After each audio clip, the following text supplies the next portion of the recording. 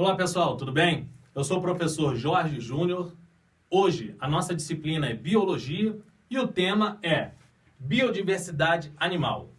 Para abordar esse tema, eu escolhi que nós listássemos e dessemos as principais características de cada um dos principais filos do reino animal. Lembrando, reino, filo, classe, ordem, família, gênero, espécie. E quando nós falamos a espécie de um determinado indivíduo, nós falamos o gênero e a espécie com algumas regrinhas lá do sistema binomial de Linneu.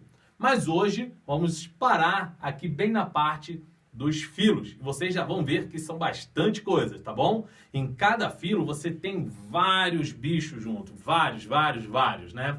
E essa divisão é muito importante para essa organização. Imagina como se você fosse um supermercado e nesse supermercado não tivessem os corredores, as prateleiras, tivesse todo um monte de produtos, uma montanha. Para você fazer a compra de um mês, provavelmente você ia demorar 2 meses, né? Por quê? Porque falta organização. Vamos trabalhar com essa organização dos filos. Então vamos lá, gente. Somente reino animal. Não se esqueçam. Vamos começar sempre do mais simples para o mais complexo, tá? Muitos costumam falar na ordem evolutiva, mas eu gosto dessa nomenclatura, do mais simples para o mais complexo. O primeiro que nós vamos trabalhar são os poríferos. Os poríferos, eles só são animais porque não realizam fotossíntese. Porque eu acho que se esses bichos aqui fizessem fotossíntese, eles seriam classificados como um vegetal, né? Como uma alga, alguma coisa assim. Porque os bichos não têm quase nada. Ele não se mexe, os poríferos não se mexem, eles ficam paradão lá no chão, eles não capturam animais que passam, esse tipo de coisa, tá? Então, assim, você fala assim, mas o que esse cara tem para ser bicho? É justamente isso. Ele possui um sistema que ele filtra a água por umas células especiais. Essas células são chamadas de coanócitos. Os coanócitos é como se fosse um colarinho e um tem um flagelo. E o que ele promove? Ele promove entre os poros dele. Ele puxa entre as paredes, imagine uma chaminé. Ele puxa a água, ele é logicamente um animal aquático, né? Ele puxa, marinho, na maioria dos casos, puxa a água pelas paredes e sai pelo centro da chaminé.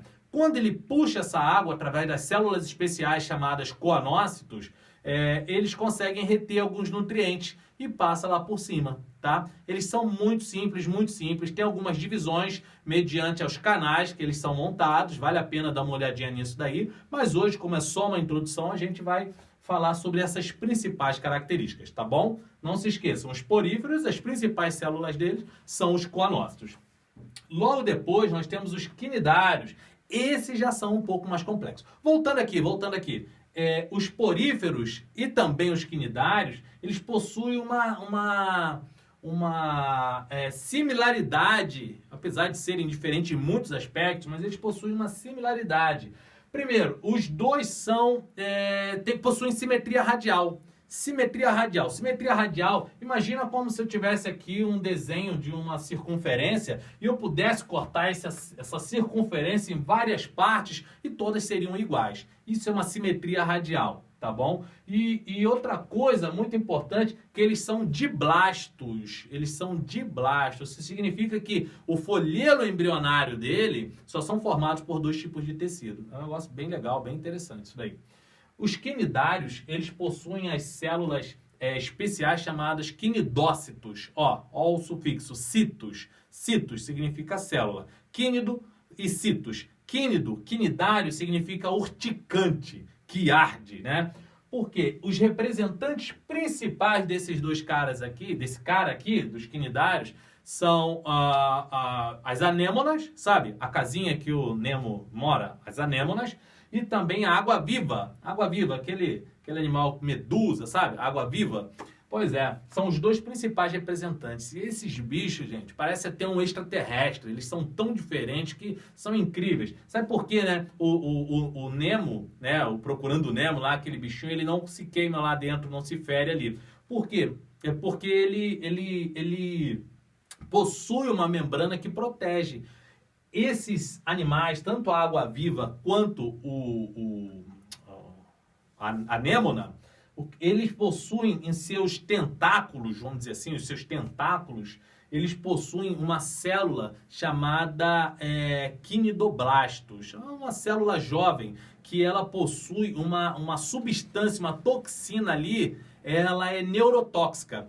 Quando o animal passa, é uma célula, é bem pequenininha, passa por ela, ela libera uma estrutura como se fosse um arpão, fixa o animal e libera essa toxina. Essa toxina vai paralisar o animal. Imagina que coisa louca, vai paralisar. Uma célula dessa seria inofensiva, só tem que ao longo de seus braços, de seus tentáculos, existem milhares. Então você imagina, o peixinho passa, ela encosta ali, solta os arpões, solta a toxina, como é neurotóxica, o peixinho vai ficar o quê? Paradão. Vai ficar paradão e ela puxa ele para dentro. E olha só que interessante, ela não tem sistema digestório completo. O local que ela absorve, que ela puxa o peixe, é o mesmo local que ela vai liberar depois de ter feito a digestão. A digestão dela é extracelular. Essa toxina que é liberada no peixe já vai decompondo ele, já vai desfazendo ele e ela puxa aquelas substâncias nutritivas, né? É um animal bem interessante, né?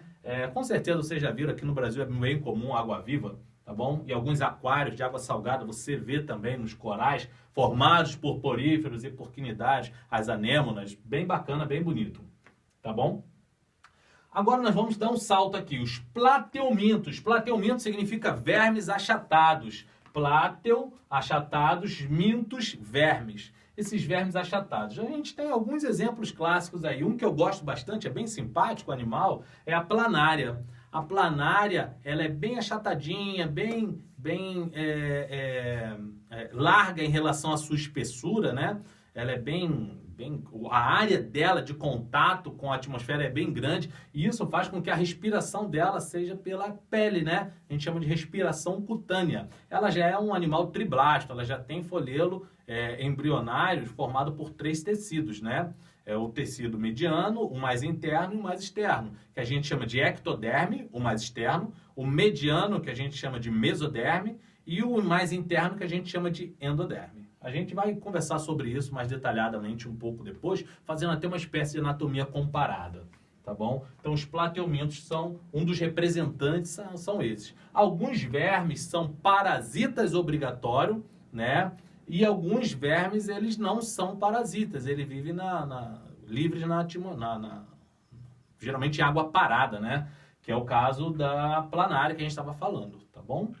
Aí depois tem os nemateumintos. Nemateumintos, nema, cilíndrico, mintos, né? Mintos, vermes cilíndricos. Os vermes cilíndricos, esses animais aqui, ó, até aqui eles são acelomados. Acelomados. A significa uma negativa. Celoma, uma estrutura oca dentro. Por exemplo, nós seres humanos somos celomados. Nós temos uma parte dentro do nosso organismo que acomoda os órgãos, né, do sistema digestório, o coração, o intestino e tudo mais. Nesse caso aqui, eles são acelomados, eles não têm essa estrutura oca, é tudo preenchido. Aqui, ó, os nemateumintos, eles já possuem um celoma preenchido, eles são pseudocelomados. Pseudo significa falso, celomados é a cavidade. Aqui já tem um certo preenchimento por líquido, né? Aqui nesse grupo aqui a gente encontra